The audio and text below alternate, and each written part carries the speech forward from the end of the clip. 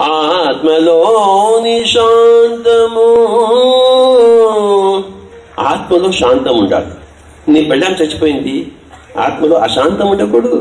నీ మొగుడు చచ్చిపోయాడు, ఆత్మలో అశాంతం ఉండకూడదు. నీ ఇప్పుడే పుట్టిన కొడుకు చచ్చిపోయాడు, ఆత్మలో అశాంతం ఉండదు. ఎక్కడ ఆత్మలో అశాంతం లేదో, శాంతమే గూడు కట్టుకుని ఉందో, దాని పేరు మోక్షము. ఆత్మలోని శాంతము, ఆత్మలోని శాంతము.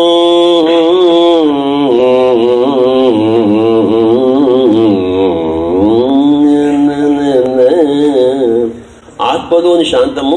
రెండవది ఏంటంటే ఆత్మలోని అభయం. అంటే ఒక పాము వచ్చింది, నీ దగ్గర వచ్చింది, నేను చంపుదామని ఉంది, నీ దగ్గర భయం ఉంటే నీ ఆత్మలో మోక్షం లేదు. పామా చంపుతావా? చంపు. హతో వా ప్రాప్తిసి స్వర్గం జిత్వా వా మోక్షస్య మహిం తస్మాత్ ఉత్తిష్ట కౌంతేయ యుద్ధాయ కృత నిశ్చయ. హతో వా ప్రాప్తిసి స్వర్గం. నువ్వు పాము నువ్వు చంపితే నేను ఆస్ట్రల్ ట్రావెల్ చేస్తాను, సూక్ష్మ శరీరంతో యానం చేస్తాను, నేను స్వర్గానికి పోతాను. నువ్వు చంపు, నన్ను చంపు, నన్ను మింగు. అది ఈజీనా? ధ్యానం చేయకపోతే, జ్ఞానం లేకపోతే రాదది.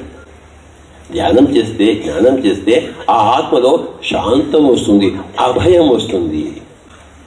ఎప్పుడైతే ఆత్మలో పరిపూర్ణంగా శాంతం వచ్చిందో, అభయం వచ్చిందో, దాని పేరు మోక్షం. సుమి ఏదో నీటి బిందు పోయి ఎక్కడో సముద్రం ఉంటుంది, అక్కడ పోయి కలిస్తే మోక్షం, అది కాదు. ఇక్కడ ఈ ఆత్మ ఈ యొక్క సంసారంలో, ఈ యొక్క పరిస్థితుల్లో అభయముగా, నిశ్చింతగా,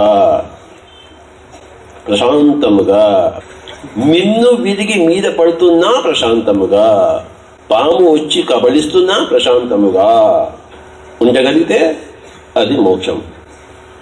అలా ఉండగలిగినంత వరకు మీరు జన్మలు తీసుకుంటూ ఉంటారు. అభ్యాసం చేసుకుంటూ ధ్యానము చేయగా చేయగా చేయగా చేయగా, వినగా రాగము అతిశయులును, తినగా వేము తీయకుండా. అలాగే ధ్యానము చేయగా జ్ఞానము రాగా మన ఆత్మలో శాంతము నెలకొల్పబడుతూ అభయము విరాజిల్లుతూ ఏదో ఒక చిట్ట చివరి జన్మలో ఆత్మ ఎప్పుడు ప్రశాంతమే, ఎప్పుడు అభయమే. దాని పేరు మోక్షము సుమి.